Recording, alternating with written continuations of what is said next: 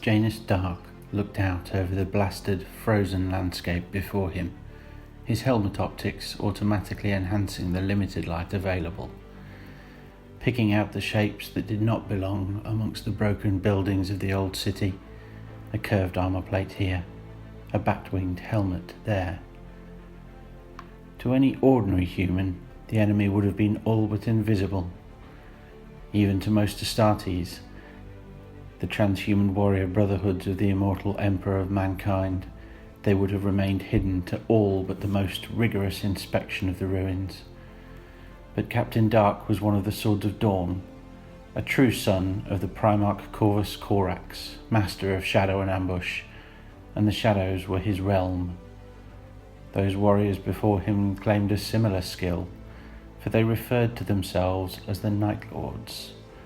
But their martial skill had eroded over the centuries of their existence, and though they still utilized the shadows, they were more familiar now with the darkness in their own souls than that of the buildings in which they stood. His hand lowered to the hilt of the blade resting at his belt. It hissed almost silently from its sheath.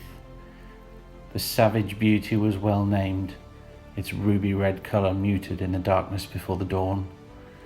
Soon, however, it would glow red for a different reason, as it shed the blood of the heretics before them.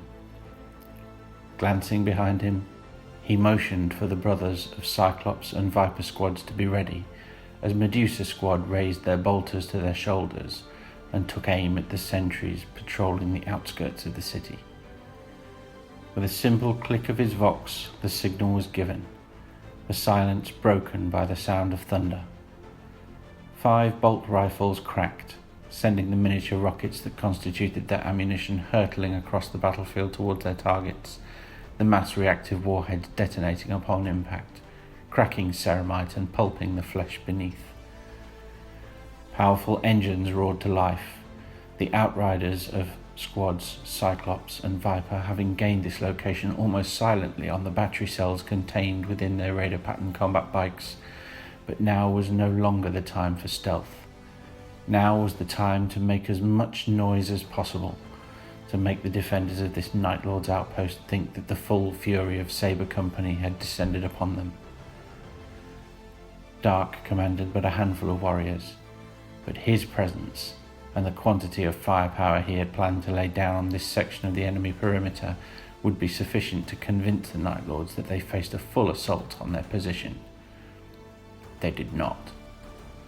Dark's force was a mere diversion, and in the shadows, several clicks to the west, Chief Librarian Pallas led an insertion force into the base, with the sole task of sabotaging the defences, destroying the ammunition stores and supplies, and crippling the communication array at the heart of the stronghold.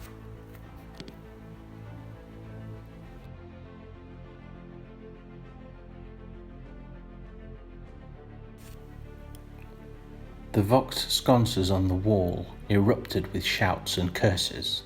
A mixture of Gothic and Nostraman words filled the darkened chamber, and anger and indignation was almost palpable in the air. Ranth eyed his Scourgemaster uncertainly. "Seems we have guests. On your feet, you wretches!" The Scourgemaster bellowed, a twisted smile splitting his features. An uncomfortable feeling began uncoiling itself in Ranth's belly. He coughed and spat a wad of phlegm onto the uneven floor. He would be damned if he would show his unease in front of the others.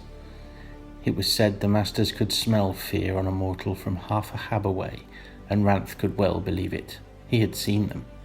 They had a dark, unnatural sense for it, and they drank it in like a man parched to clean water.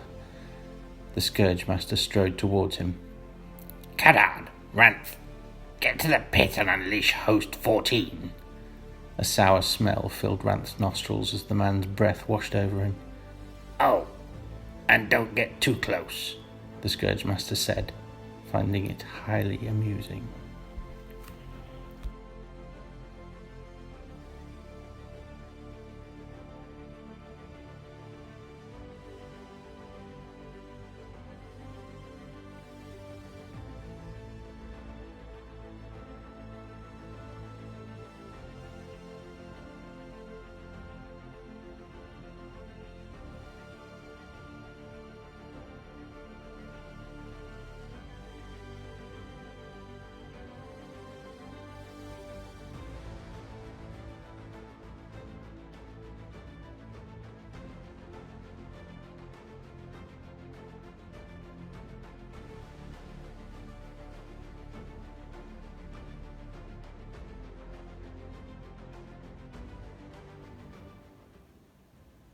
Welcome to the channel and welcome to the world of Khymara, this abandoned frontier mining world, where today you'll be joining us for two 500-point games of Crusade between the Adeptus Astartes of the Swords of Dawn and the Night Lords. Good evening, welcome to the channel and welcome to this frontier world of Khymara. This is the setting for a crusade between my Swords of Dawn Adeptus Astartes and my friends Night Lords. We've played the first game of the crusade already, unfortunately, before I launched the channel. And tomorrow he's coming round and we're going to be playing games 2 and 3. They're both going to be combat patrols. The first game we played was an incursion, so we're actually going a bit smaller this time round, playing a couple of linked games that follow on from the narrative of the first game that we played. So what I thought I'd do tonight, I'd go through that first game, sort of set out what happened, what the mission was, sort of the purpose, if you like, of the background to the campaign and so on. And then I'd look at the forces that I'm going to be taking in the next two games. As we said, we're playing two combat patrols. The idea is that both missions are happening at broadly the same time. So the combat patrols will not contain duplicate elements. Anything that's in my Crusade roster, that's been split between the two games. I have added some stuff to the roster after the first game, as have the Night Lords. So I'm currently running at 65 power rather than the 50 we start with originally. So I've added a few extra bits just to pop some extra units in there and buff things up. But I won't spoil that for you yet. Catch you in a moment. So let's give you a quick rundown of the first game from the Shadows on Khymara Crusade. As I said, it's a crusade game. It's basically a campaign. Crusade does let you play against alternative opponents, but in this particular instance we wanted to run these games narratively against each other. We've been wanting to do a narrative campaign for a while, so when Crusade came out, it seemed the perfect opportunity to sort of link a series of games against each other using only these forces. Personally, I think that's the way Crusade works best. The idea that you can sort of take your Crusade force and just play it against anyone, yes, it kind of works, but also the way the Crusade system is set out, you're starting quite small, so the idea is you have quite small armies to begin with, which more suits, to my mind, a sort of a campaign structure that gradually increases in size and scale and intensity, rather than sort of your army, which, I mean, my army currently sits at about 6,500 points. So the idea of starting with 1,000 and sort of building the narrative of my army from there is it's going to take a while. Sort of adding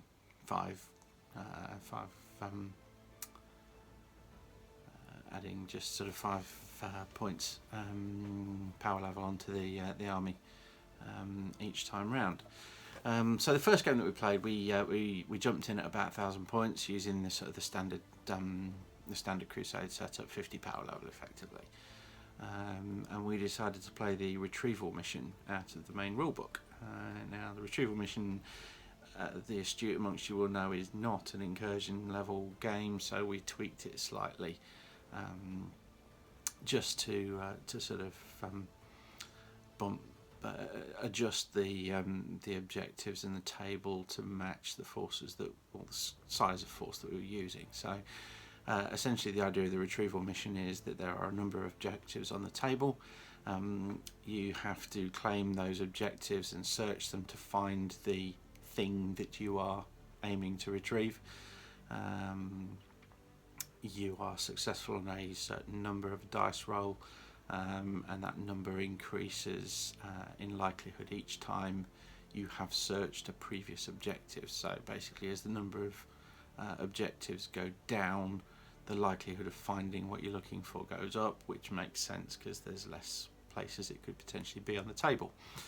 So I wrote a bit of narrative preamble to that game, and what I might do is sort of narrate that out and add that onto the battle report video, just as sort of a precursor to this particular set of games. I've got some audio narrative leading into these games immediately, but sort of giving a bit more of the setting of the campaign might be useful. So I'll look at trying to do that. But essentially, what happens is my patrol force of Adeptus Astartes, comprising elements of 3 battle companies on the strike cruiser Hisatsu. They are travelling through the warp, and there is a sort of a psychic event manifests itself on the bridge of the Hisatsu that is contained by one of Saber Company's librarians, Codicia Hexon Vol. He manages to contain the psychic event for long enough for the ship to drop out of warp and naturally sort of drain away the psychic energies. Narratively speaking, my that librarian Hexon Vol is he is particularly, or his area of talent, shall we say, is in draining psychic energy and dampening down psychic energies in a particular area, rather than necessarily sucking them up and sort of passing out the power onto something else. He acts almost as sort of an earthing rod for psychic power. So it was sort of managed to work him into the lore and the narrative for the campaign in that way. The other ships in the patrol fleet drop out of warp when they find the Hisatsu's disappeared, and they find themselves in an empty, dead system. It's a previous Imperial held system. It was a mining world. It's now essentially, to all intents and purposes, abandoned. But for some reason, this psychic event triggered as they were passing or approaching this system. Now, the chief librarian of the chapter, Garandal Palace, is also on the Hisatsu, and he does a bit of scrying and sort of discovers that there is a presence on the world below where there shouldn't be. So the Swords of Dawn drop down to the world. Palace and Vol, along with my other librarian Hossan Kajar, lead sort of an expedition force onto the planet, and they discover a host of Night Lords there. Big fight, much shooting ensues, and the Night Lords are essentially driven off. But during the battle, Chief Librarian Palace disappears. Now he's just to give you a bit of background, my chapter is a Raven Guard successor, and Chief Librarian Palace is particularly adept in the sort of the ways of shadow and mystery. So him disappearing temporarily is not uncommon. So they aren't sort of petrified that he's been killed in any way. You know, there's no evidence of a body, nothing like that. But he is not present, and when they fall back from the battle, he's nowhere to be seen. So the first game of the Crusade then follows that battle, and it is essentially Hossan Kajar has discovered sort of a presence in the warp down elsewhere on the planet, and so they dispatch a force to go and investigate, find Chief Librarian Palace, and bring him back to the Hisatsu. That game, as I say, we played was Retrieval, so the idea was that I was searching for Chief Librarian Palace. Turns out the Night Lords are present on the planet in greater numbers than we thought. It wasn't just a tiny little warband that we drove off. There's more significant elements to their force there, and they're essentially on the planet, sort of just trying to strip it of all materials, sort of raiding, picking up any sort of survivors or sort of remaining colonists that there might be, any armaments, ammunition, anything that they can use really to resupply their ships and their fleet. The fleet's nowhere to be seen at the moment. They seem to have dropped sort of a force to the planet and then disappeared off elsewhere, presumably to go and pick up a similar sort of force from somewhere else. So the two armies are essentially competing with each other over these objectives. The Night Lords know that something is going on in the area, but they're not sure what. So they don't know it's a librarian they're searching for. They just know that there is this sort of psychic presence around, and they're largely investigating to try and figure out what it is and what's going on. Whilst my guys are trying to get their chief librarian back, don't really want to lose him. So that game we played probably best part of a month or so ago now. It went very much my way. I managed to get the first turn. The objectives were fairly evenly split, but I managed to get the drop on the Night Lords. I got a first turn charge off with my Outriders. They did eventually lose when they got jumped on. They got ambushed by the Chaos Lord, but Captain Janus Dark counter attacked. Chopped his way through the Chaos Lord. Strange, they didn't seem to find a body on the field at the end of the battle. He seemed to have somehow disappeared. But Dark was a bit too busy pursuing the bodyguard squad that had been accompanying that Chaos Lord to sort of stop and sort of rifle through the corpse and find out who he was and what he was doing there. I also had Chaplain Xander Grell and my Blade Guard, who sort of pushed the majority of the Chaos forces back.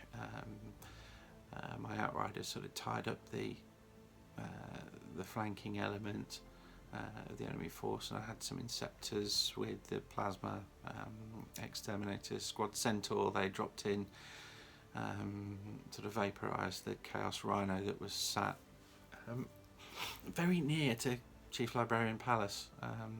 He was quite lucky the Chaos Rhino didn't discover him and sort of execute him, but Squad Centaur dropped in just in time, blew up the Rhino and sort of evac'd the battle zone with Palace in tow. So that was a win for the Astartes. And narratively speaking, Palace has been on the planet for some days now. He hitched a ride back with the Night Lords as they fell back from the initial conflict, sort of using his powers of misdirection and shadow. He managed to sort of accompany them back to their base without them discovering him.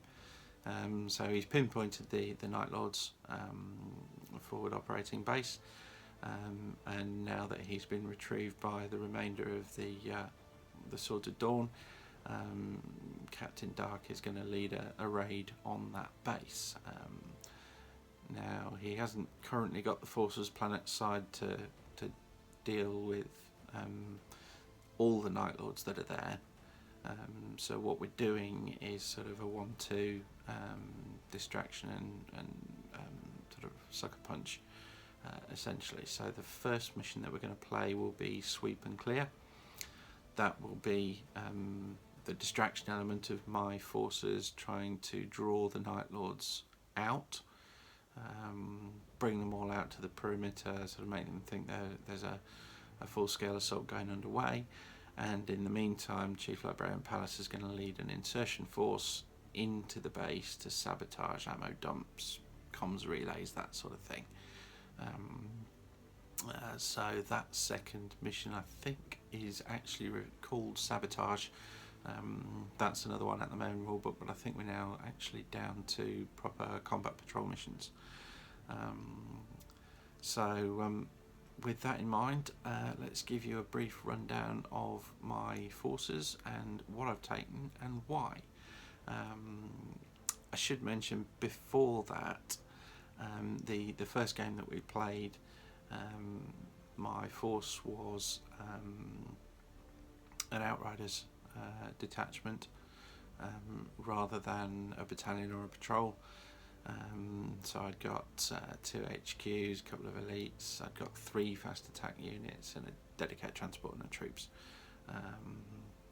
So building the force for these 2 next missions was interesting, because all of a sudden I was looking at potentially needing 2 patrols with 2 troops units, and obviously I'd not got a troops, well, I'd got 1 troops unit so far, so I could have either split up and done sort of a patrol and an outrider again, but I thought that realistically that, you know, once we're dropping down to this sort of scale, we're looking more at patrol size forces, and certainly in terms of building them, you don't get a huge amount for your points for Marines, not in terms of models or squads anyway, or units should I say. So I used my requisition points to expand the combat roster. Essentially we've dropped some additional troops down to the planet's surface for this mission. The bonus that I got for winning the first game was that I got to add Chief Librarian Palace to my roster for free, and he comes with an upgrade, now be that a relic or a battle honour or warlord trait, etc. What I actually chose was to upgrade him to a Chief Librarian, which obviously fits with the fluff. Now we're still playing with the old in inverted commas codex, i.e. not the latest release one. I haven't managed to get my hands on that just yet, or at least not a copy for me. This game we're going to be playing with the old rules. I'm hoping to have my hands on the new book by the next matches. So we'll update as necessary when that comes around, but as things stand at the moment, Palace has the Chief Librarian upgrade. Without further ado then, let's move into a look at the actual forces that I'll be taking. So this is the force for the first of the 2 games that we're going to be playing. This is for the Sweep and Clear mission. This is essentially my distraction and diversionary force to sort of make a lot of noise, make the Night Lords feel like their base of operations is being attacked from all directions by a much larger force than is really the case. Hence why we've got lots of loud engines, lots of twin-link guns, and sort of much DACA. So it's going to be led by Captain Janus Dark. He is just over here on the left hand side. As you can see, he is the Indomitus captain from the Indomitus box. Slightly converted with the shield. Didn't like the idea that he was leaning on it. It seemed a bit too static for an army that likes to advance and charge in, sort of take the fight to the enemy up close and personal. He has a warlord trait. I did pay for a warlord trait and a relic for him from game 1, and his warlord trait is swift and deadly out of the Raven Guard supplement. So what that does is that allows units within 6 inches of him to advance and charge. Very thematic for the army. The idea that yes, we do a little bit of lurking about in the shadows, but then what we really like to do more than anything else is spring lightning ambushes on people. Sort of once they decide to go for it, then they really go for it. And the chapter tactics that I always take with this army are hungry for battle, which is +1 to advance and charge. So as you can imagine, sort of being able to advance with a +1 and then charge with a +1. These guys really do shift across the table when they want to. His relic that he takes is the Voxa Spiritum. Now, I used this in the battle report against Winters, and he asked at the time why I take it, because he'd never seen anyone use it before. I'd like to think in that game, if you've not already seen it, please do go ahead and watch. I really enjoyed playing that game. That was played with the new codex, which he'd just received that day, so it was very exciting for me to get my hands on the book and sort of take part in that game on his channel. But the Voxa Spiritum basically buffs out the captain's aura abilities from 6 inches to 9 inches. So I'm currently waiting on an update for the Raven Guard supplement to confirm, but as far as I can tell, the Swift and Deadly Warlord trait is an aura ability, and so that will then buff his Warlord trait out to 9 inches, which sort of gives him an 18-inch bubble of everything in 18 inches, is then advancing and charging with a +1 to each of those rolls. So again, it's all about making this army shift across the table. One of the key things that I've noticed in 9th edition, and I'm not trying to make out that this is particularly insightful, but board control is huge. It's a very important part of the game, and so being able to move around the table, I mean, it's always been a way that I like to play, having sort of very mobile armies, but it's even more important now. On top of that, he has the standard heavy bolt pistol, mastercrafted power sword, the Savage Beauty, and he has a relic shield with the remains of the former chapter master of the Swords of Dawn on his shield. Now it's not that he's particularly close to the previous chapter master, but the previous chapter master was originally captain of the 5th Company, Sabre Company, and so when he was killed by Magnus in an ambush set by the Eldar, then it was Sabre Company that inherited the shield on which his remains are attached, and so Janus Dark now carries that shield into battle with the bones of the former company captain and chapter master on there. Moving on, as I said, it's a patrol detachment, so we have a single troops choice. This is Medusa Squad. It's a squad of 5 intercessors, just with standard issue bolt rifles. One has an Astartes grenade launcher.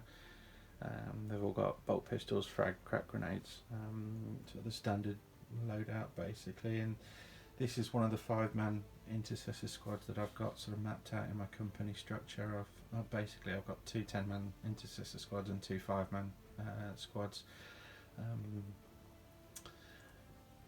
So as the campaign progresses, this squad won't be getting expanded. There won't be 10 men in this squad, but I may add a 10-man squad separately. But I'm sort of playing very much with the narrative of my chapter in this campaign, partly setting that narrative out and sort of establishing it and using it to sort of write some history for the characters, but also sort of making sure that the narrative that I've written and plotted out for them already is sort of reinforced. So these guys will just be sort of accompanying the captain. They're not quite a bodyguard, but the bodyguards that are on the planet side at the moment are a little busy helping someone else. We'll see those in a minute. And then sort of moving on to the rest of this force, we've got 2 squads of Outriders. So the first one here is Cyclops Squad. That's Squad 13 of Sabre Company. There's no particular upgrades here. They're just sort of as they come, mainly because in the book that I've got there are no upgrade options because I haven't got the codex yet. So twin bolt rifles on the bikes, heavy bolt pistols, Astartes chainswords. And then we move over to the last squad in this diversionary force, which I'm naming Strike Force Dark. And this is Viper Squad, which is, I think it's Squad 9. I've yet to mark them up because I was waiting until the codex came out to know if the squad size for the Outriders was going to be 3 or 6 or more. It looks like it's limited to 3, so these guys are going to get a different squad designation to the other 3 in my collection. And yeah, Viper Squad, same loadout though, twin bolt rifles, Astartes chainswords and bolt pistols, frag and crack grenades. So the idea is that these guys will sort of buzz around the flanks and make a lot of noise, and try and convince the Night Lords that they're being attacked by greater numbers than are actually attacking them. And then over on this side of the field we have Insertion Force Palace. This is led by Chief Librarian Garandal Palace. He's been on the planet longer than pretty much anyone now. As you can see, he is the Phobos Librarian front and centre. He's also the Chief Librarian of my chapter, and is sort of particularly well versed in the arts of shadow and disguise and sort of moving silently, that sort of thing. So he takes his psychic powers from the Raven Guard, Shadowmancy discipline, I think it is. I'll try and remember which powers he's actually got, and pop those on the army list when that should hopefully pop up on the screen in a minute. He is accompanied by 2 5-man, one 10-man squad of infiltrators. This is Shadow Squad.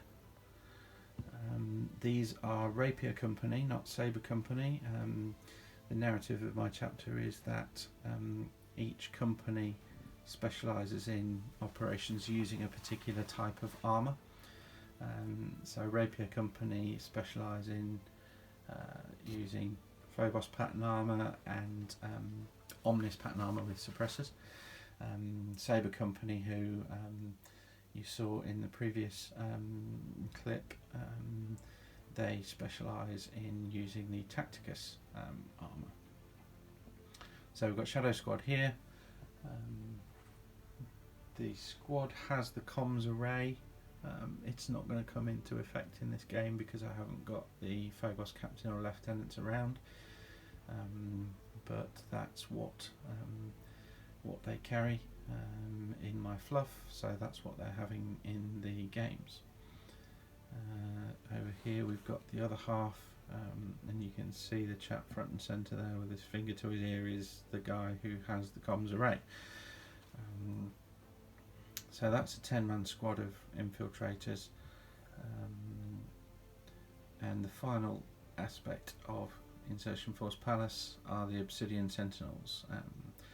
Quite pleased with the fluff for these guys. These are, to all intents and purposes, they are company veterans. They're Blade Guard, but each company in the chapter has a complement of company veterans who sit outside the standard chapter organisational structure, numbers, you name it. So a company is normally 100 guys. Well, these companies can go over 100, where those extra bodies, those extra men are the Sentinel Squads. They call themselves Sentinel Squads because they effectively provide bodyguard duties to the company command staff. They also sit outside the normal rank and structure of the companies. So the Sentinel Squads, their sole responsibility is the survival of the officer to whom they are assigned. They do not, or they are not required to follow the orders of that officer if it would place that officer in greater danger. So the sergeants of the Sentinel Squads have a huge degree of autonomy on the battlefield, and Sergeant Stone on the left there in particular has been known to really upset, in particular, Chaplain Grell, by bundling him into an impulsor and driving him off the battlefield when he'd rather be racing headlong into a slavering Tyranid horde that vastly outnumbered him. So the Sentinel Squads are, sort of narratively speaking in my chapter, quite unusual for a Space Marine company unit. They sort of have a lot of autonomy and independence on the battlefield that you don't normally see. So that is the two forces ready for my next games. I have yet to see what George is going to be bringing for the Night Lords. We'll certainly do a little a quick rundown of what he's got on the day, and I'll also hopefully do just a little bit of a breakdown as to precisely what missions we're playing, what the objectives are, and what the aim is for Insertion Force Palace. They're there on a sabotage mission, but we'll find out what precisely they're there to sabotage at a later stage. See you at the battle's red edge. Cool. So here we've got the Night Lords force for the sweep and clear mission. 500 points combat patrol. So what are we looking at, George? Who's this guy here? So he's a HQ choice. He's a Chaos Lord. He's armed with a pair of lightning claws. He's been given the warlord trait called Killing Fury out of Faith and Fury book. That gives him plus D3 attacks when he charges, is charged, or heroically intervenes. He's also got Claws of the Black Hunt, which is a relic. And then next to him you've got 10 Chaos, 10 cultists. They're armed with auto guns, and there's one heavy stubber in there. Cool. I see some Warlocks in there as well. Yeah. There's quite a variety in there. That Necromunda, good idea that. Yeah. And what have we got here? So that's a Chaos Predator. It's armed with twin las cannon and 2 las cannon sponsons. And next to it you've got a Forge Fiend armed with 2 Hades autocannons and just demon jaws. And a guy sat riding it on top. Nice. And for the second mission we've got another 500 point combat patrol. This is for the Sabotage Mission. Let's just have a look and see who we've got here. This is the Chaos Sorcerer. Yeah, he's armed with a Combi Bolter and a Force Stave. No Warlord trait or no relics or anything like that. He's got Psychic Power Smite, Miasma of Pestilence and Infernal Gaze. Cool. And more cultists? Yeah, this is a unit of 15. There's they're armed with melee weapons and auto pistols. There's one flamer in there just at the front. Okay, that's this guy here, another Warlock, is that? Yeah, that's right, yeah. Who's this guy? That does not look healthy.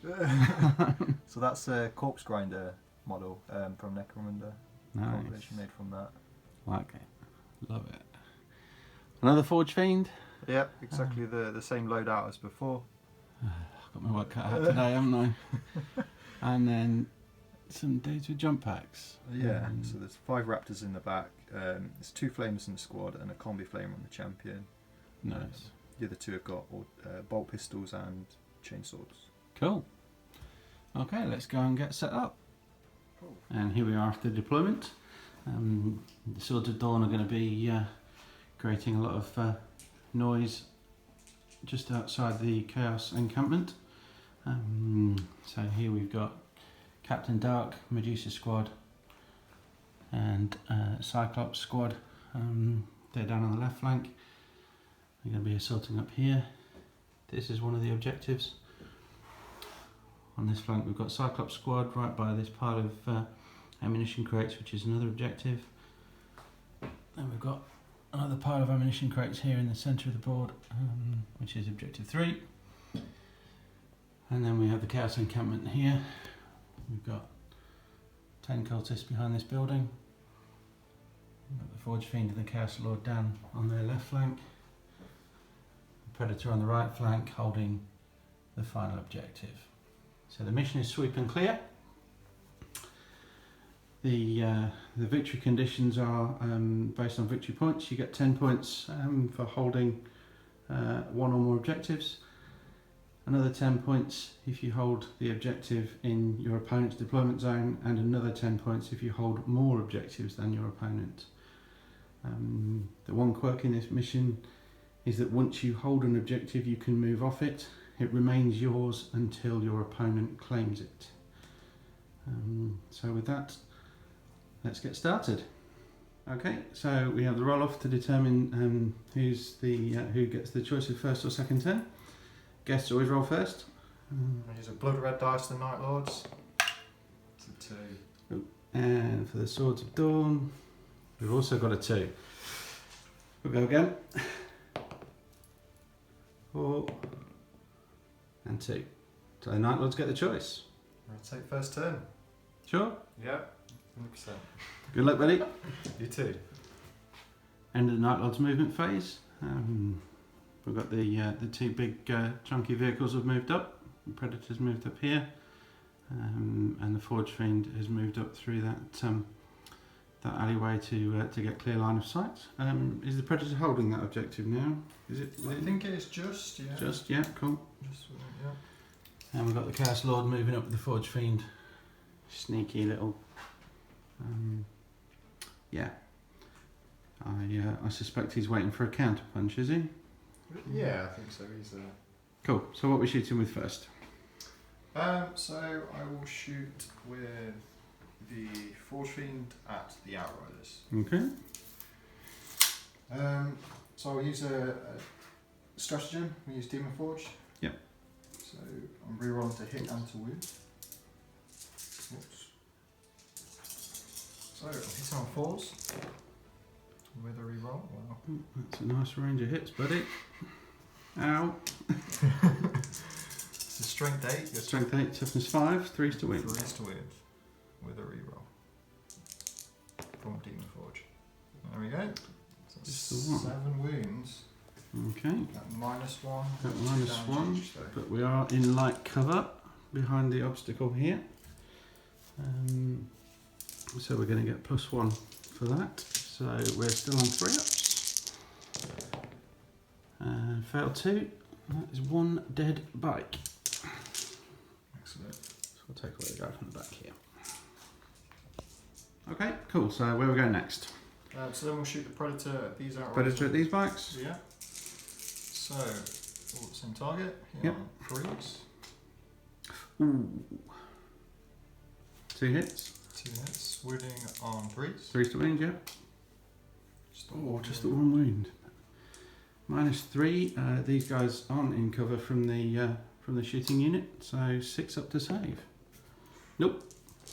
D6 damage. 4 wounds each. One's left on a wound. I'll pop that on the guy at the back again. Any more? Any more shooting? No, that's Any more my for any more? shooting phase, yeah. That's it done. Right. Okay. On to the Space Marines turn 1 then. So here we are at the end of the Space Marines movement phase. Everyone's moved up. They came here to cause a diversion and draw out the Night Lords. It was a bit of a shock when they realised just quite what heavy firepower was sat waiting for them. I think there may have been some sneaky spying going on there. The Night Lords look to be ready for us. So everything's moved up. What we're planning on doing, I think, is tagging these units in combat. They're mainly shooting units. They can shoot in combat, but they get penalties to hit there. And also by doing that, I can probably tag both of these central objectives. I am holding this one because I was holding it at the start of at the end of my command phase. So until George comes and takes hold of this one from me, I will hold that. Similarly, George is holding that las cannon at the back there, despite the fact his vehicles have moved off. That's a mission-specific rule. So if I can then come and tag these two middle objectives, I've then got George has then got to do something to take them off me and to stop me scoring the mission points. So we're going to start over on the left flank here with the Outriders shooting the las cannon Predator.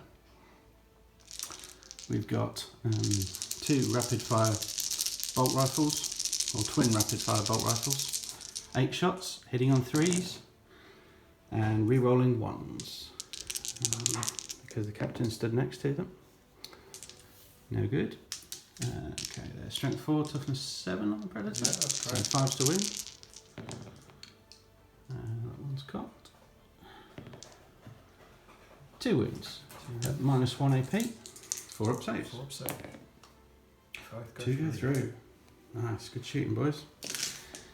Then over on the other flank, we've got 3 bikes. They're going to do the same into the Forge Fiend. Or are they? Yes, they are. Straight at the Forge Fiend. Hitting on 3s. We are still within the aura range of the captain because he's got a relic that buffs that out to 9 inches. So we'll re-roll those 1s. Not helpful. No, that's it. Still 9 hits though. 5s to win again. It is 5s, yeah. 7. And there we've got another 2. 2 more at minus 1. So 5. 3 up normally, so Yep. it comes a 4 up. There we go. That one's alright. Okay, let's see what more we've got before we move on. Okay, bit more shooting over on this flank then. The Indomitus captain, Captain Dark, is going to level his heavy bolt pistol at the Predator. Hitting on 2s. Yep. Winning on 5s. That's cocked. There's a wound. Minus 1 again. 4 up save. 4 up save. Goes through. Down to 8. And then we've got rapid fire shots from the bolt rifles of Medusa Squad into the same target. They're in half range, so we've got 10 shots. Hitting on 3s, rerolling 1s. 1 converts. Not the best shooting, but 5s to win.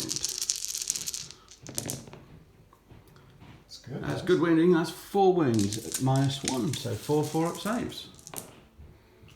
Failed 2 more go through. Down to 6. Will we get him this turn? Onto the charge phase. This squad of Outriders, the Viper squad on the left, is going into the Predator. Do you want to Overwatch? No, I'm good. This is a 2-inch charge, and they're in. Captain Dark, same target. Do you want to Overwatch? No, definitely not. He needs a 7, and he's in. He's keen, isn't he? Medusa Squad, he certainly is. He hates heretics. Medusa Squad also need a 7, and we're in. Very good. And then this squad of Outriders here, Squad Cyclops into the Forge Fiend. Do you want to Overwatch? I think I will though. You're going to Overwatch? Here we go. So, spend a command point. Down to 2. So, hit on 6s. 6s.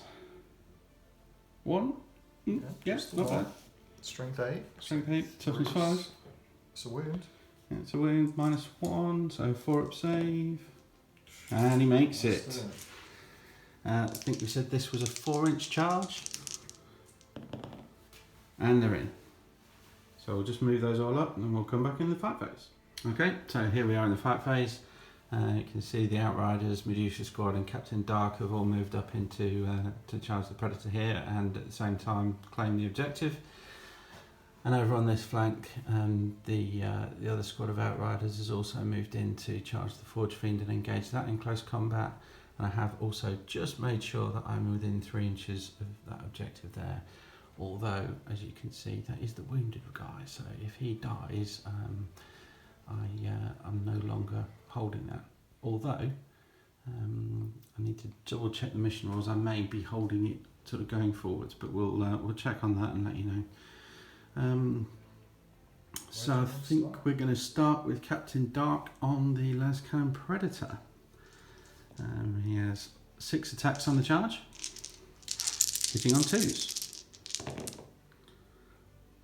Now, as it stands, I am still using the old codex, so the core unit ability hasn't quite kicked in yet, so I'm going to re-roll that. There we go. Okay. 6 hits. Not getting any of the other benefits of the new codex, so I might as well use the, use the old rules. Yeah. And then he is strength 5. It's just a mastercrafted power sword, so 5s to wound. Just 1 wound. It is -3. Get a 6 up save to save me. No. And 2 damage. So that puts the predator down to 4. Do you wish to interrupt? No. No? That's the short answer. Okay, so we'll move on to the next unit. We'll just grab some dice and be right back, okay? So just making sure I've got enough hands to count out the dice. We're going to go with Medusa Squad next. The intercessor's over here into the predator. Hitting on 3s, re-rolling 1s for the captain. Now the chapter tactics for duelists doesn't kick in here because this is not a bike or infantry, which is a shame because I would have taken 5 auto wounds there. It's a miss as well. And then we are on 5s to wound. Oh, that's a nice roll. Wow. That is what? 2, 4, 6, 8, 10 wounds. No AP on these. So 3 up saves. And I see 1 fail. Yeah, I see 1 as well. Down to 3 wounds. Can the Outriders finish it off? 13 attacks with the Astartes chainswords. Re-rolling the 1s, thankfully, because there's 5 there. Okay, I'll take that. And then 5s to wound again. 1, 2, 3, 4, 5. 5 at -1. 5 4-ups. You've got 3 wounds to get through. You need to pass 3 of these. Oh, and he passes 4. It's still alive. It's still alive. All of that, and it's still there. Right. I guess we'll go on to the Forge Fiend then. So we've got, need bigger hands, 19 attacks from the Outriders. Here we go. 19 attacks. Hitting on 3s. I'm not in reroll range with this one, so let's take away the misses.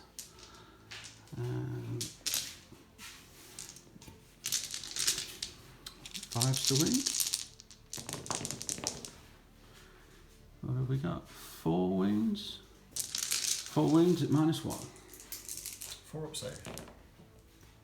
Fail Oh, 1. just the 1. Ouch, that was a bounce. Down to 11 wounds.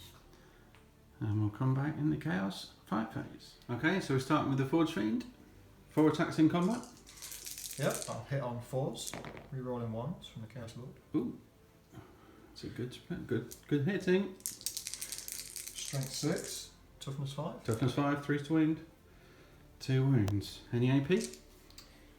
They are AP -1. AP -1, 4 up saves. Oh no! 2 damage each as well. 2 damage each. So he's dead. The other guy down to 2.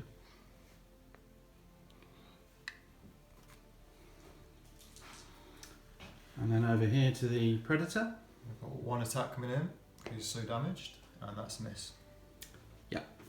Sorry for wasting your time, everyone. So we're at the end of the Night Lord's movement phase. Chaos Lord's moved through the building here. Looks like he's eyeing up, stabbing some Outriders in the back. Cowardly git. And we've got some cultists moved up through the building here, and they are now controlling this middle objective.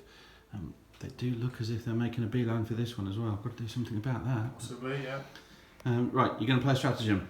I am. So it's at the end of the movement phase, it's a Night Lord specific one. It's called Vox Scream. So I'm going to pick a Night Lord's unit, and it's going to be the Predator.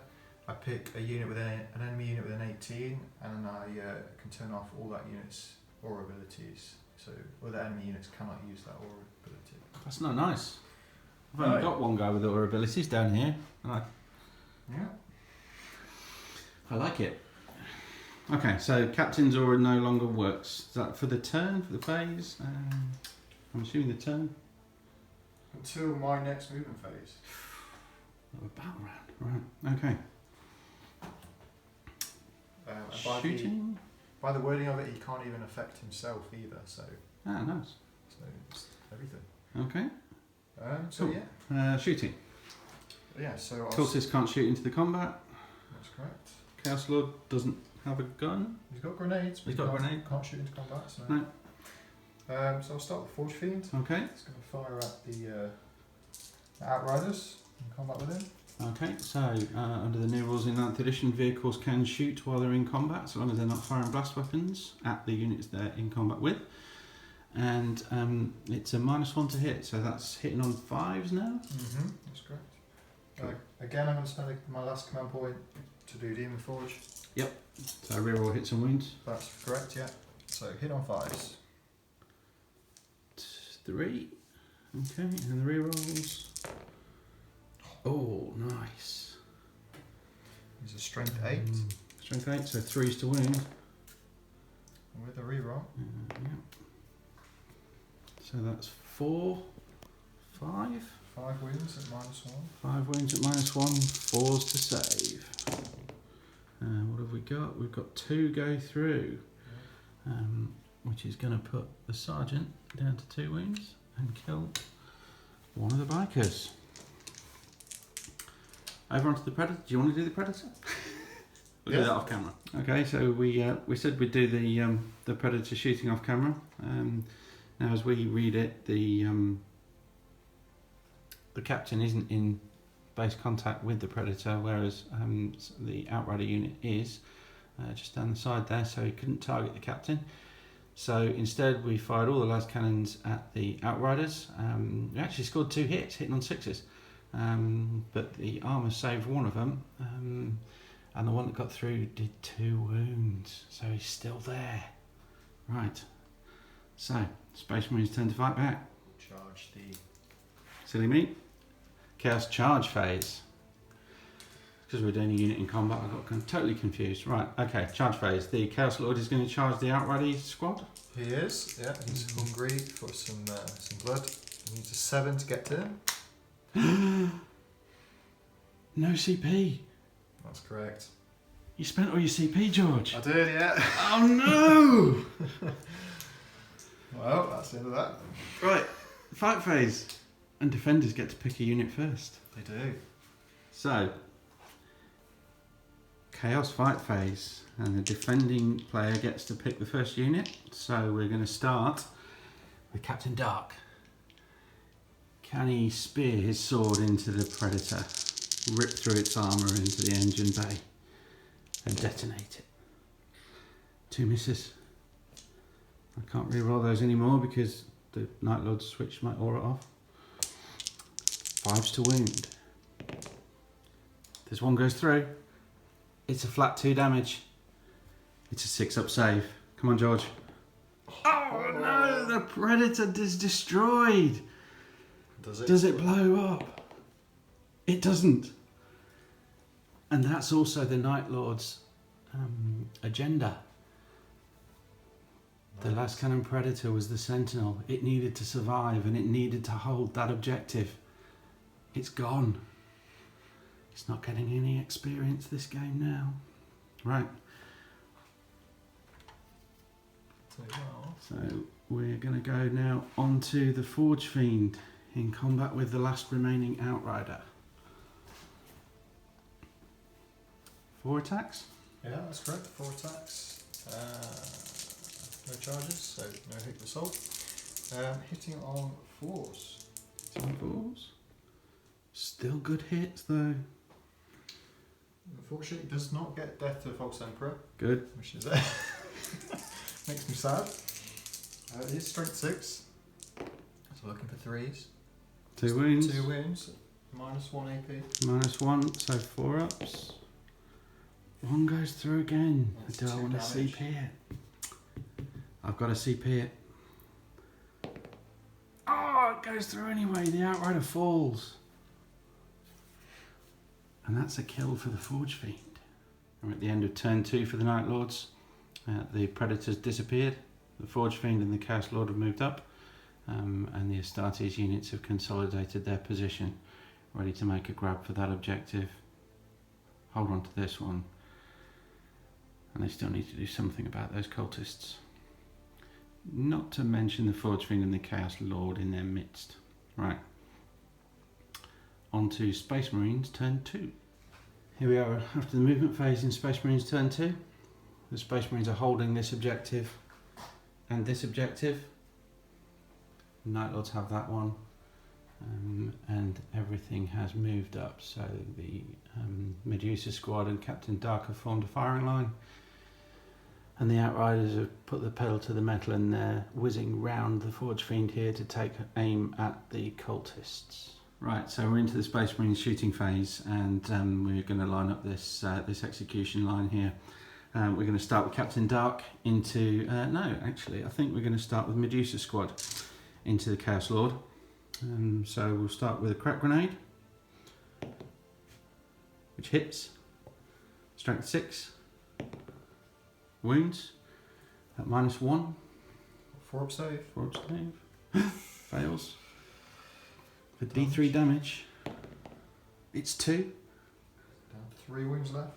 3 wounds left. And then the bolters, the bolt rifles, now these are getting an extra AP this turn, as we've moved into the tactical doctrine. Now, I'm not getting my rerolls this time because I've had my aura switched off. But that's a nice range of hits anyway. 7 hits there, so 4's to wound. Ooh, 5 wounds at -2. Is this curtains for the Chaos Lord? So we've still got a 4-up save thanks to his sigil of corruption. Some of the best. 2 fails. The Dark Gods can provide. So failed 2. Is the damage 2 or damage? They're damage 1. So 1 wound left. 1 wound left. And then over here, the Outriders are going to shoot into these cultists. You can just see past the crates there. Hitting on 3s. Wounding on 3s. 4 wounds at -2 AP. A +1 for being in light cover. Still nothing. No save. 4 dead. Into the Space Marines charge phase. I think we're going to leave the cultists for now. Just killed 4 of them, so potentially they may be failing morale. But I desperately need to do something about this big chonky fella in the middle of my lines. So I think what we're going to do, we're going to go straight ahead. The Night Lords have got no command points left, so no Overwatch. That's correct. So we're going to go with Captain Dark into the Chaos Lord. These two have got a bit of history, haven't they? That's correct, yeah. What have we got? The best of friends. 4. I'm going to need to measure that up. He gets a +1 from his chapter tactic. And that's enough. 4 + 1 is 5, and that's a 5-inch charge. He makes it. Medusa Squad. Same target. That's a 9. And then the Outriders into the Forge Fiend. Can't really fail. If you try. I did my best. Straight into the Marines combat phase then. No command points to interrupt. So we're going straight ahead with Captain Dark on the Chaos Lord. Now I forgot last time he charged, he actually picked up a battle trait honour. In the last Crusade game we played, he has Deadly Charge, which gives him +1 attack when he charges. So he's actually got 7 attacks. Hitting on 2s. 3 1s. But, he's rolled a 6, which, because of the Duelist chapter tactic, that is an automatic wound. These are strength 5, toughness 4, 3s to wound. 2 wounds to save, 2 4-up. Invulnerables. And he makes them both. He makes them both. Oh, now that changes things. Right, so we're going to have to put some attacks from Medusa Squad into him as well. Now, George and I discussed off camera. We actually said that given that Captain Dark had made the charge, Medusa Squad would charge both the Chaos Lord and the Forge Fiend. It sort of made narrative sense to us to do that, given how wounded he was and how many attacks Medusa Squad would sort of put out on the charge. So what I'm going to do, we've got 2 guys there that could feasibly attack the Chaos Lord. So they're going to go into him. That's going to be 6 attacks. Okay. Hitting on 3s, automatically wounding on 6s. No 6s there.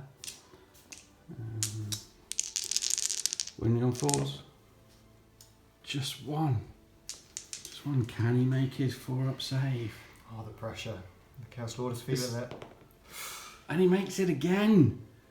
He won't go down. And the rest of the attacks go into the Forge Fiend.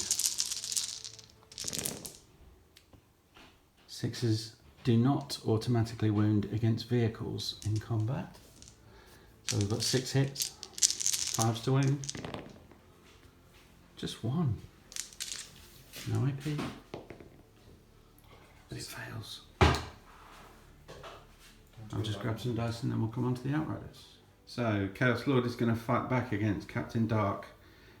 He's got a bajillion attacks, 4 base, 1 for Hateful Assault, 2 for his relics, Lightning Claws, and D3 for his Warlord trait. So the D3 plus 1. Just the 1. There's still 8 attacks. Probably still enough. So I'm hitting on 2s because I'm a Chaos Lord. I get my aura. Alright. There's no 6s though. Good. You'll be glad to hear. So they all hit. These are strength 5. Toughness 4. 3s.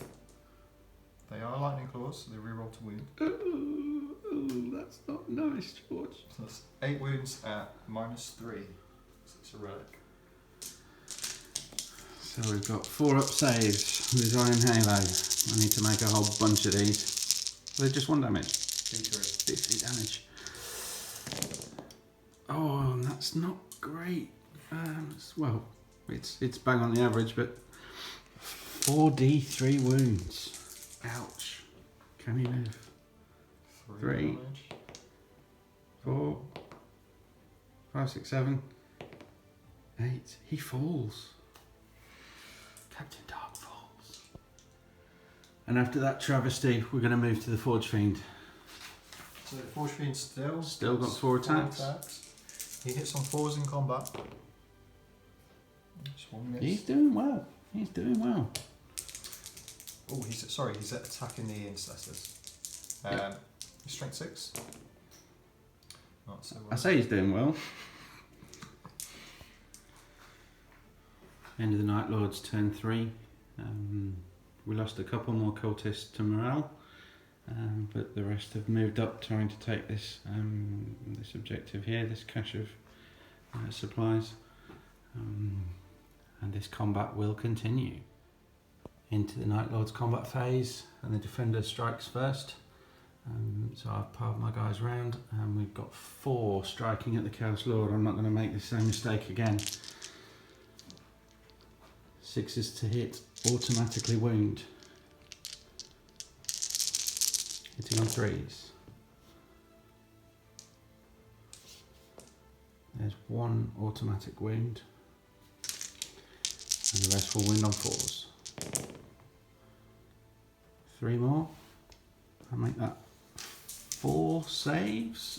We're only in turn 3, so it is on your normal armour 3-up. And there's a fail. I'll spend my last command point. Last command point. Do the dice gods look on you with favour? No! It's a 2! He falls. And Medusa Squad bring down the Chaos Lord in vengeance for Captain Dark. The last member of Medusa Squad strikes at the Forge Fiend. 1 hit. And it wounds on a 5.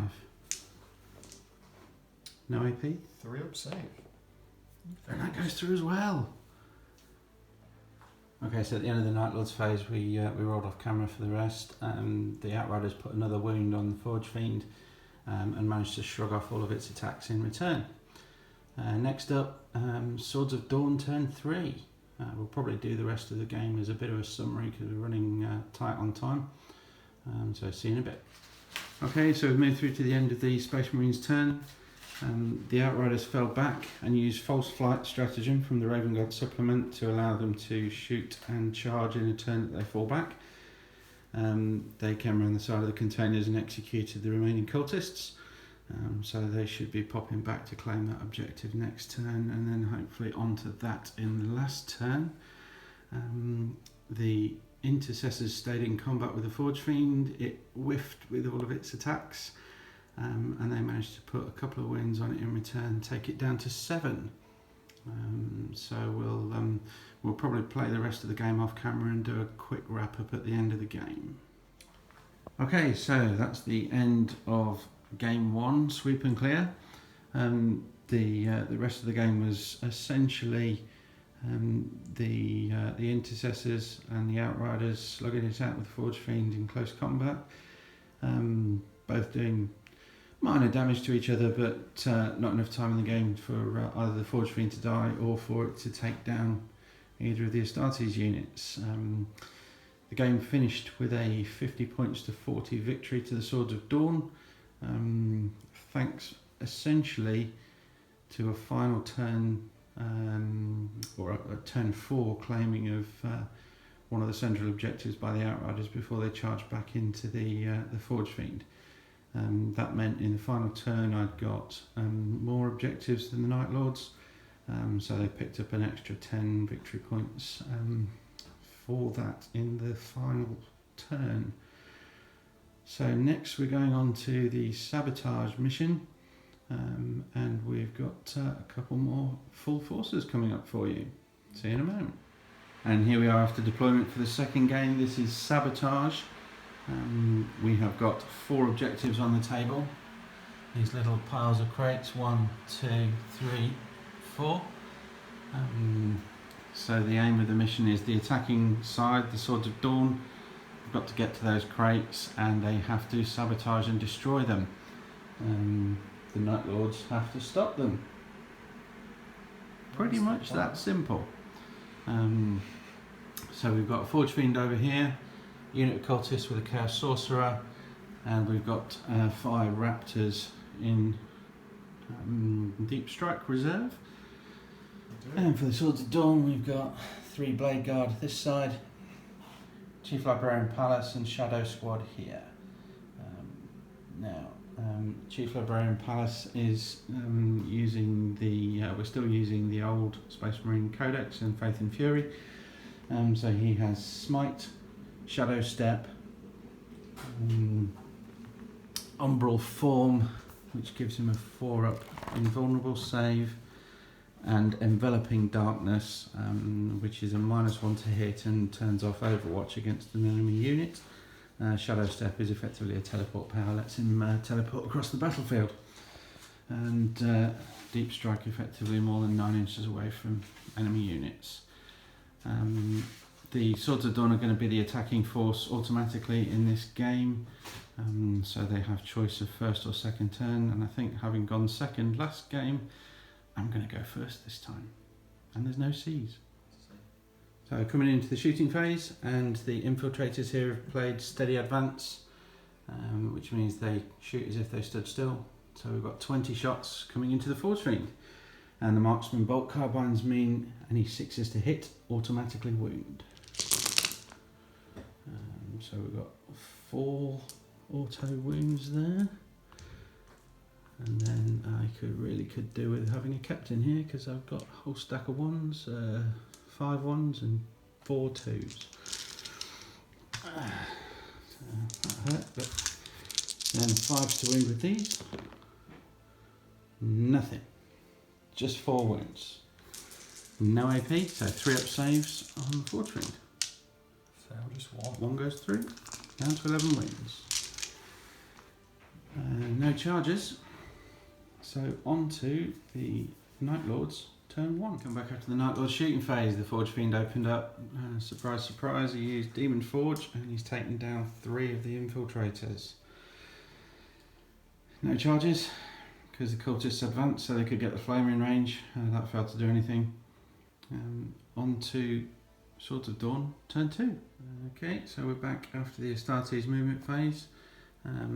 Infiltrators have moved up, as has the Chief Librarian. The Blade Guard have moved across to come and combat the, I say, threat of the cultists, mainly because the Chaos Sorcerer's in there and I don't like him anymore. I think he's probably feeling a bit sore after they spanked him in the last game. Right, so we come across here to the Chief Librarian, and the first power he's going to cast is the Scry Battle Plans for the agenda. Goes off, it's a psychic action, it goes off on a 4. That's a 6.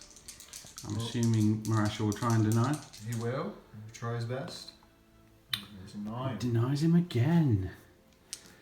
And after that, we're going to go with a smite, I think, which will hit the Forge Fiend. Goes off on a 5. That's a 10. D3 mortal wounds for 2. Down to 10 wounds left. So we're going to play a CP for steady advance again. And the infiltrators are going to open up on the Forge Fiend once more. That gives them 2 shots each. I kind of wish I'd brought a captain now for the reroll 1s to hit, but 6s will still auto wound. The Forge Fiend's down to 10 now. And there's another 4 auto wounds. I'm rolling well for those this game. But we have got another 4 misses on top of that. So let's see if we can get some 5s this time. 2 more.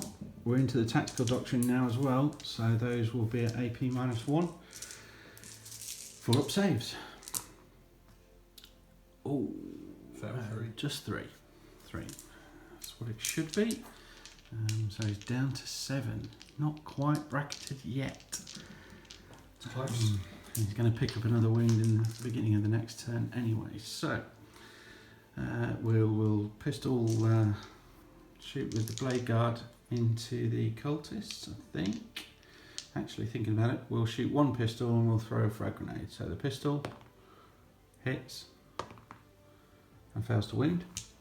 And the frag grenade does d6 shots. Actually, it's a blast weapon, isn't it? So it will automatically do 6 hits against a unit that size. Oh well. 6 attacks. Hit on 3s. 2 misses. And it's strength 3, so 4s to wound. Oh, 4 wound. Look at that. 6 up saves. Improvised armour. No, 4 go.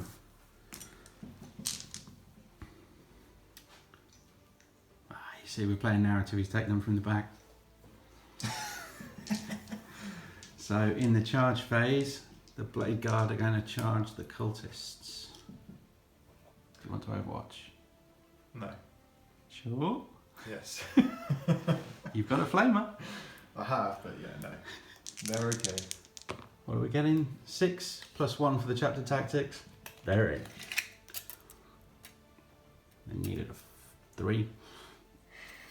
In we go. And then we'll just have a quick look over here. Quick measure up. It's a 9-inch charge. I'd need to roll an 8. Is he going to want to spend a CP on Overwatch with it? Yeah, why not? So, 6s to hit. looking for 6s.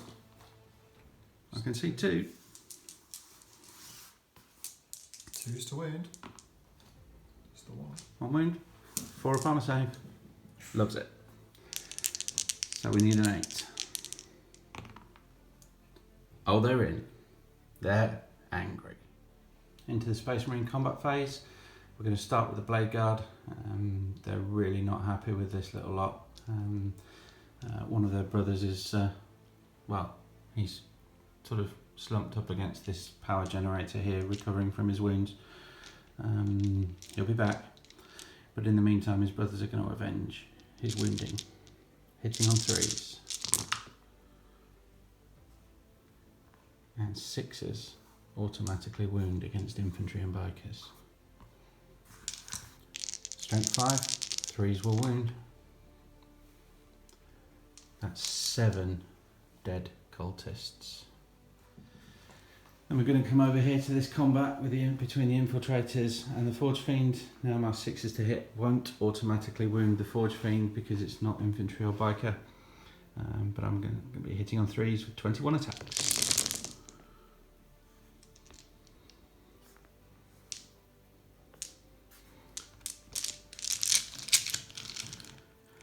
It's 14 hits, wounding on 5s.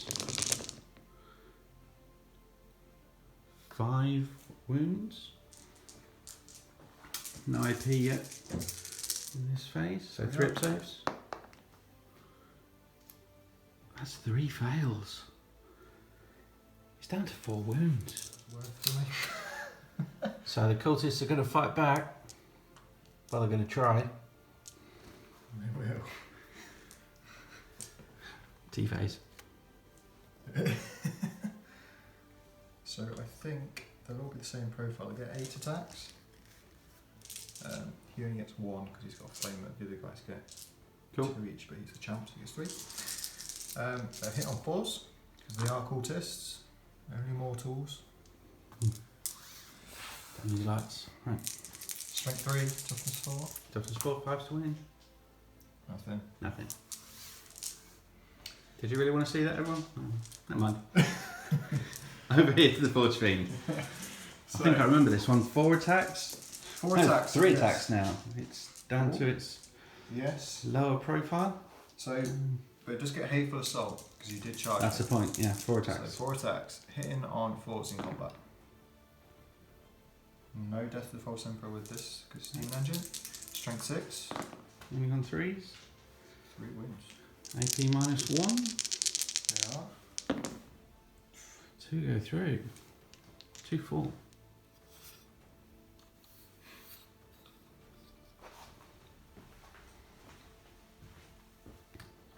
And so we go on to the morale phase.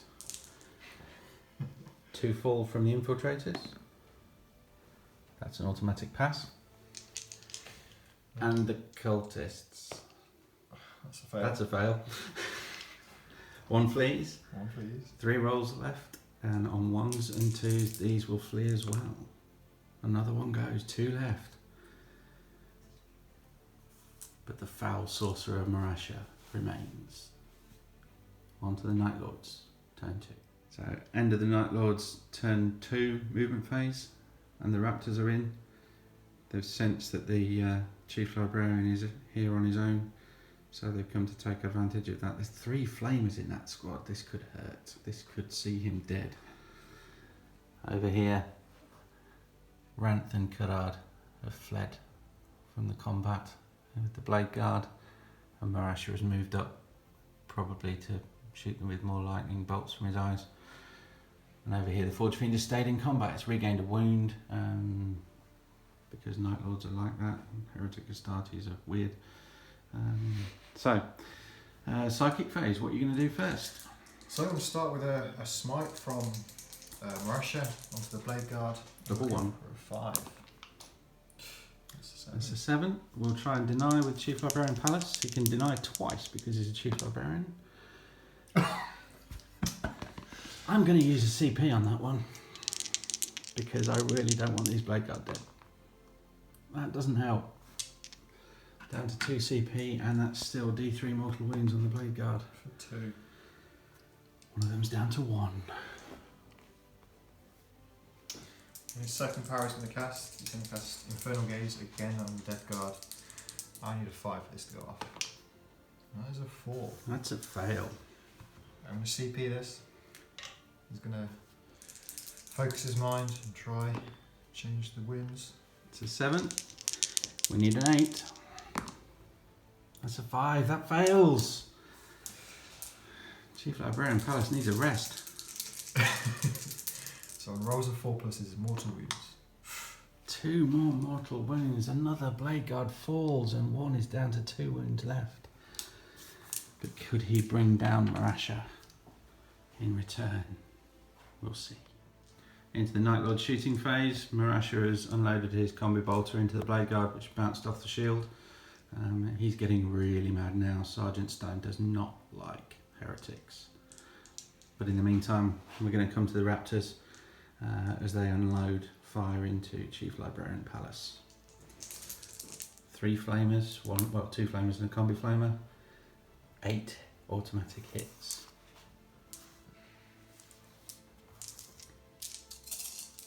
No force. 5. Nice. 3 up saves. And he passes them all. The bolt pistols then unloaded and failed to hurt him. He passed his armour save. So we now have the Forge Fiend into the infiltrators.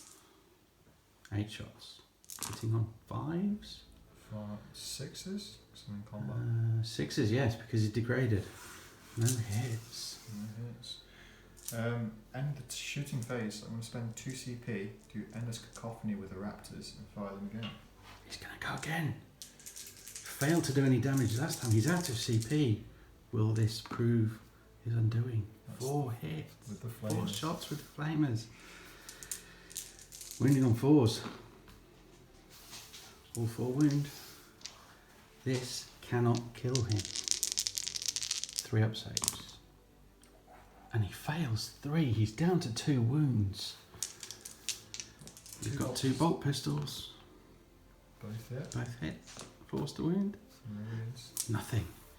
He survives on 2 wounds remaining.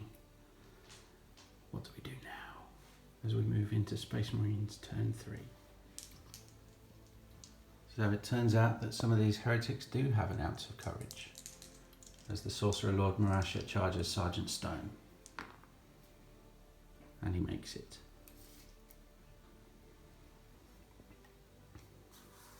The Raptors will charge the Chief Librarian as well.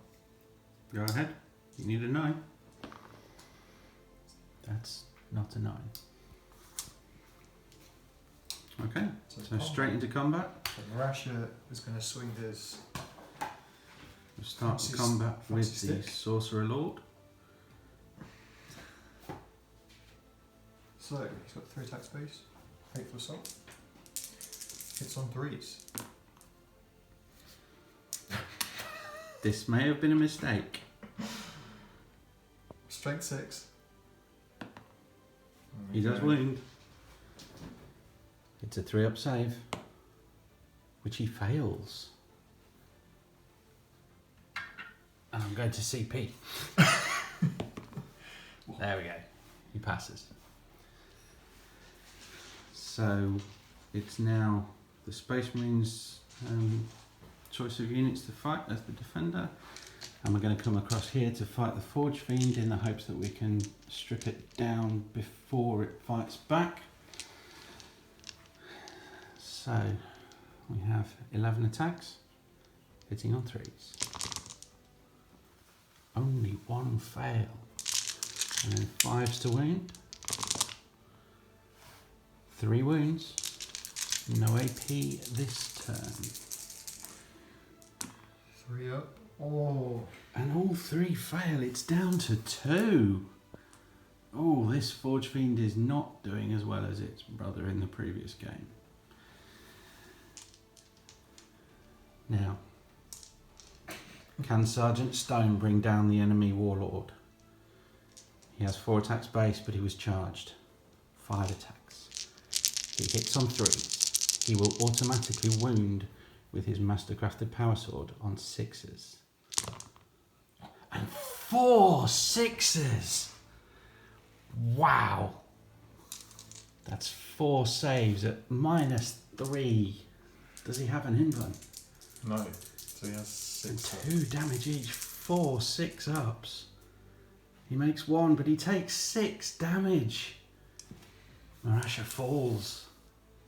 The Blade Guard, his nemesis once more. Just moving into the Space Marine turn 3 combat phase. Just a quick summary of what happened. Chief Librarian Palace moved around here. He tried to shadow step over here and failed. He then tried to smite to try and finish off the Forge Fiend and failed. Sergeant Stone of the Blade Guard moved up. We actually consolidated here. He is now sabotaging that objective, which will succeed at the end of this turn. There's nothing the Night Lords can do to stop that now. And we're moving on now to the Forge Fiend against the Infiltrators. So the Forge Fiend has 2 attacks in combat, hitting on 4s. 1 hits, no death to the False Emperor because it's a demon engine. Wins on 4. 4-up save. Fails.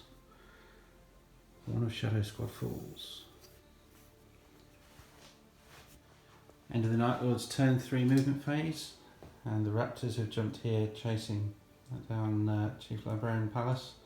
To be quite honest, at this point I'd happily see him die. He's been pretty much useless the whole game so far. Over here, the 2 remaining cultists have moved up towards Shadow Squad. And I mean, actually at this point the Chaos Forces do have more models on the table than the Astartes. I don't think it's quite working out that way in points, but we'll see where we're going. So, where are we going, George? So we'll start with the cultists. They will fire both their weapons into the infiltrators. Yep. Start with the flamer. For 5. 5 automatic hits. So the cultists really need to do some wounds here. Looking for 4s to wound. Just 2. You can see 2. 3's to save. And they're both saved. You have a pistol. Auto pistol, yeah. It's a hit. It's a hit. Doesn't wound. Doesn't wound. We'll go on to the Raptors Onto now. the Raptors. Firing everything into the Chief Librarian. Can they bring Palace down? Or will he disappear in a cloud of smoke? Going to try and burn him to a crisp. So we're firing both parts of the combi flamer as well. That's a lot of flamer hits. That's 15 flamer hits. They can't endless cacophony this time, but they may not need to. Looking for 4s to wound. Roll that. Looks like about 7. Looks like 7 to me. 7. He's got 2 wounds left. Can he resist? I'm going to have to CP that. He can resist. He has 1 wound remaining. Raptors are not quite done yet. There's And 2 bolt pistols. 2 left. bolt pistols. Both miss. Now they're done. And the bolted part of the combi flamer.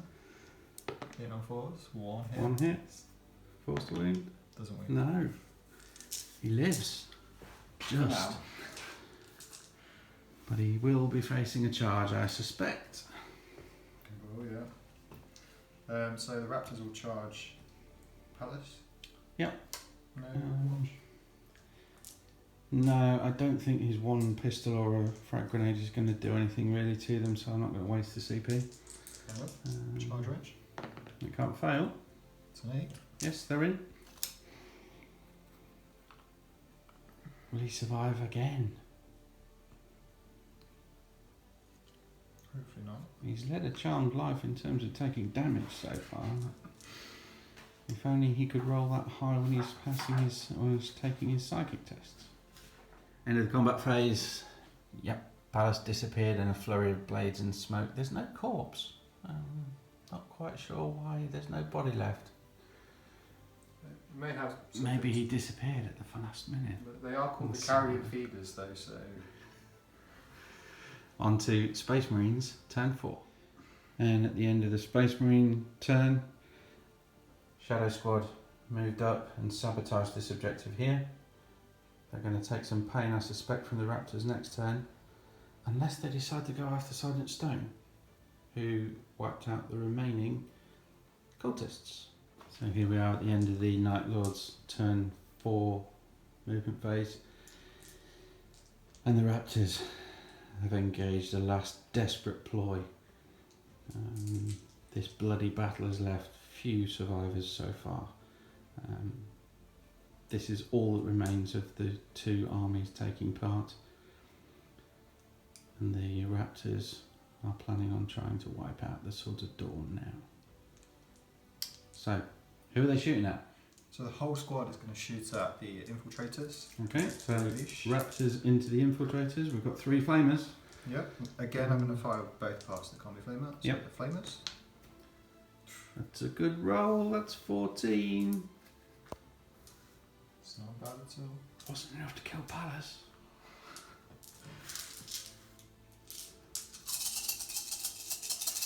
Force to win. That looks like a better roll this time, though. 7, 8. Still about on the average. 3 up saves, 2 wounds each. 1 of Shadow Squad falls. 2 bolt pistols. 1 hit. 1 wound. 1 save. And the bolter hit on 4s. Both misses. Misses. So the first part of their plan has failed. So then they're going to... Dare they charge Sergeant Stone? They will, yeah. Is he going to have to try I'm not going to overwatch. Okay, fair. Charge range, can't really fail. It's a 4, a 5 rather. We'll come back to that. So, start of the Night Lords combat phase, and the Night Lords have played the Prey on the Weak stratagem. It's not worked out quite as well as we thought it might do originally, because it's only going to benefit the champion of the Raptor unit. But apparently Sergeant Stone isn't quite as weak as they thought he was. But never mind, it's still going to help. So, who are we doing first? We're doing the champion We'll first? do the champion first, yeah. So he hits on 3s. And there's 1 death of the False Emperor, so get another attack. He's not the false emperor, he's the only emperor. So he would have moves on 4s normally, but because of Prey on the Weak, he moves on 3s. That does help. That's 3 wounds. 3 wounds, right. Any AP? No AP. No AP, 2 up saves. I'm going to have to CP that, I've got 2 left. That's fine, there we go. Save them all with the help of his Storm Shield. But I'm now down to 1 CP and I can't use another reroll this phase. So the Raptors with the flavors now, hitting on 3s. There's 1, 6. Death of the False Emperor. 4 hits. 4s to 4s to win. win. Unfortunately, he's not weak enough for them to prey on. 3 more wounds, 2 up saves. He's fine. And finally, the Astartes Chainsword wielding Raptors going to do the work. Hitting on 3s. It's not so Not good. doing the work like that. 2 Death of False Emperors though. I've told you before, there's only 1 emperor, he's not false. Only on 4s. Nothing. Sergeant Stone stands. Is he going to fight back? Is he going to take down all of these raptors himself? He has 5 attacks, 4 base, 1 for being charged as an Astartes. He hits on 3s. Oh, he hits with 4. He's strength 5, with toughness 4, 3s to win. 4 wounds at -3 and a flat 2 damage each.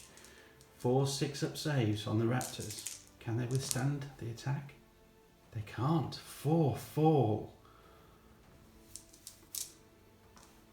So at the end of this phase, they will take a morale test on -4.